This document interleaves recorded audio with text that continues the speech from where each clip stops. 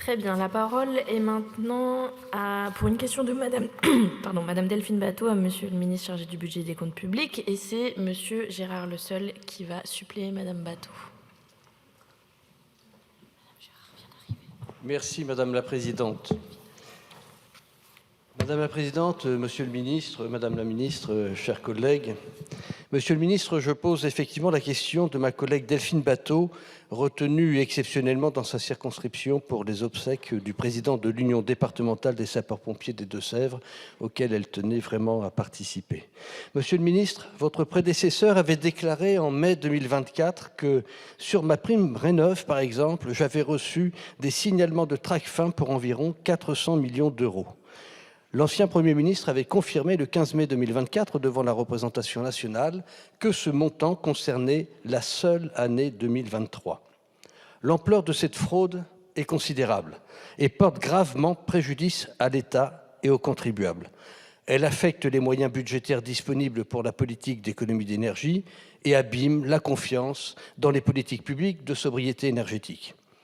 Si l'Assemblée nationale examine cette semaine une proposition de loi contre toutes les fraudes aux aides publiques, ma collègue Delphine Batho souhaiterait obtenir des réponses factuelles et précises, Monsieur le ministre, de la part du gouvernement aux questions suivantes.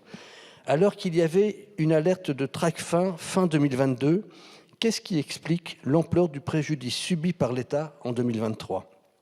Près d'un demi-milliard d'euros, je le rappelle. Y a-t-il eu un défaut de vigilance ? Ce préjudice s'est-il poursuivi en 2024 et pour quel montant ? Quel est le montant total des fraudes subies par le dispositif MaPrimeRénov' depuis la création du dispositif en 2020 ? Quel est le montant recouvré par l'État sur ces fraudes ? Et quelles informations précises pouvez-vous communiquer au Parlement sur les bénéficiaires de ces détournements de fonds et sur les poursuites engagées ? Je vous remercie par avance au nom de ma collègue Delphine Batho pour vos réponses. La parole est à Madame la ministre de l'économie sociale et solidaire, de l'intéressement et de la participation.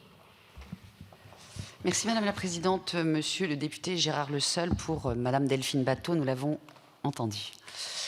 Votre question rappelle que le dispositif MaPrimeRénov' fait l'objet de fraude, ce qui est bien identifié par le gouvernement, hélas, et appelle les réponses les plus fermes. Pour autant, il ne faut pas confondre le montant réel du préjudice subi par l'État avec les sommes évoquées par Tracfin, qui ne correspondent en fait qu'à l'analyse des déclarations de soupçons reçues des banques. Si Tracfin a constaté en 2023 une hausse des déclarations de soupçons, pour un montant, vous l'avez rappelé, de 398 millions d'euros, certains de ces signalements ne correspondent pas en réalité à des fraudes réelles. Pour estimer le préjudice lié à la fraude, il convient de s'intéresser aux transmissions à la justice par Tracfin des cas d'escroquerie. Et depuis 2022, même si c'est évidemment beaucoup trop, monsieur le député, le montant total s'élève à 14 millions d'euros. Pour autant, face à des fraudes toujours plus organisées, utilisant notamment des sociétés éphémères, il est indispensable de mieux armer encore les services d'investigation. Tout d'abord en développant les parades institutionnelles plus efficaces. Dans ce sens, les moyens d'action collectifs ont été récemment renforcés avec la création d'une cellule de veille interministérielle antifraude aux aides publiques qui est rattachée à la mission interministérielle de coordination antifraude qui mobilise l'ensemble des services et les leviers administratifs et judiciaires pour faire face à ces fraudes à la rénovation énergétique. En procédant également au blocage systématique du versement des fonds en cas de suspicion de fraude et en systématisant les échanges d'informations entre tous les acteurs concernés par ces montages frauduleux. Enfin, en judiciarisant efficacement les fraudes particulièrement organisées auprès des services d'enquête judiciaire et parquets spécialisés. Les moyens d'action collectif ont également été renforcés avec la création de l'Office national antifraude pour doter la justice d'un puissant bras armé qui participe activement à la prise en charge des fraudes les plus graves.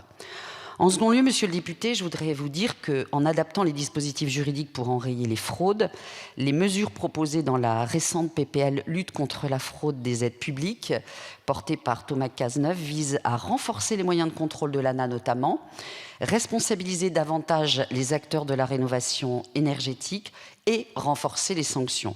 Le gouvernement proposera aussi des mesures complémentaires. Enfin, en multipliant les contrôles, ce à quoi s'emploie l'ANA, mais aussi, vous le savez, la DGCCRF. Par exemple, la DGCCRF a contrôlé en 2023 près de 800 opérateurs du secteur, même si ce n'est pas suffisant, mais c'est déjà ça, dont 50% présentaient des anomalies à des degrés divers.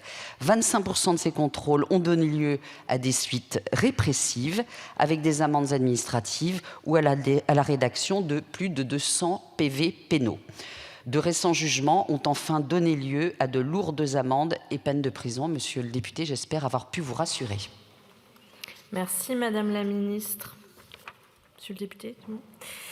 Une question. Ah, monsieur le député Le Seul, allez-y, je vous en prie. Oui, merci. Au nom de ma collègue Delphine Batho, je vous remercie, Madame la Ministre, de vos réponses. Donc j'entends bien que, effectivement, déclaration de soupçon n'équivaut pas à fraude ni à pénalisation.